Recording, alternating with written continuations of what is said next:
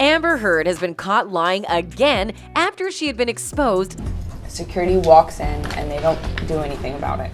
Isn't it true Miss Heard and her sister were there, that he was reaching for Amber's hair while he was trying to hit her with that cast, correct? That is not correct. Well, in fact, you several times for it during the defamation trial.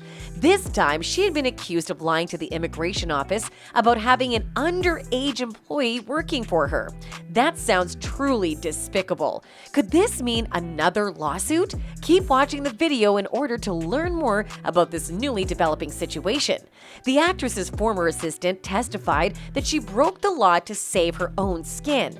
Apparently, Heard asked James in September 2014 to send a letter to Homeland Security officials regarding an individual named Savannah McMillan, as James explained in her written statement.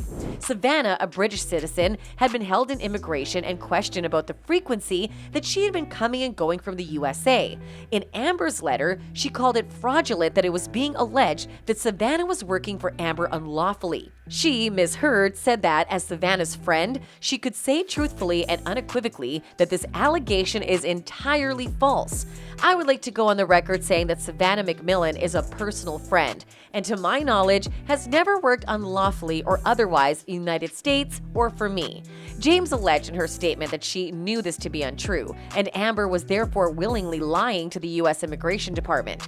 She added that she took a photo of the letter and a paycheck from Heard to McMillan. Her statement also referred to the episode when Heard faced criminal proceedings over her dogs entering Australia illegally. She claimed that she had attempted to talk to Heard about a date discrepancy in the time needed for the dog's immigration process, but said the actress's eyes would glaze over and she would walk away. This shows that Amber certainly had a degree of disregard for the law and could have tried to bend it whenever she could. Kate James also said that Amber would often go ballistic. She just got very angry with me one day because I hadn't quite made it downstairs to put them in the garage when she came home, and she went and hurl abuse at her employees for not being able to do particular tasks for her. It certainly did not line up with her attitude and persona in court, where she often played the victim of every circumstance she claimed to be in. She also disclosed that her first job paid $25 an hour because Heard's schedule was accommodating enough for her to pick up her son from school. But after 6 months on the job, the duties demanded a full-time commitment. The $50,000 pay stamp received back and forths as well because it was half of James' typical income. To make matters worse, each time the assistant would demand her salary at the start of the month, Heard would leap out of her chair and put her face approximately 4 inches from my face, spitting in my face. How dare I ask for the salary I'm asking for? I do remember on one occasion when we were moving from part-time to full-time, and the salary negotiations became a real bone of contention.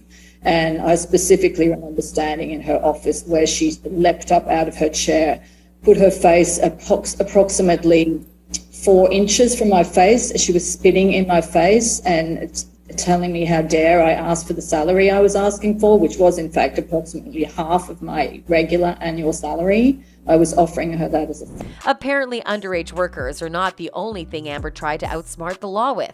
Kate James issued another accusation on the stand and claimed Ms. Heard referred to a conversation we had about me being violently raped at Machete Point in Brazil, and she used it as her own story.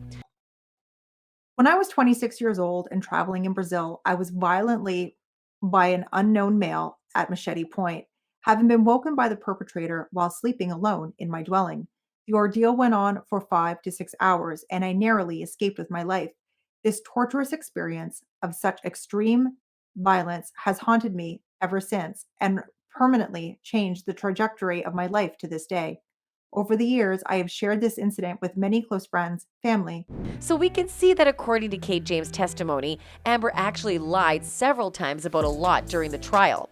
The fact that she tried to get the immigration office off her back after being caught employing an underage worker is extremely possible, since several counts state that she considered herself above the law. That's it for this video. Let us know in the comments below, and don't forget to like and subscribe.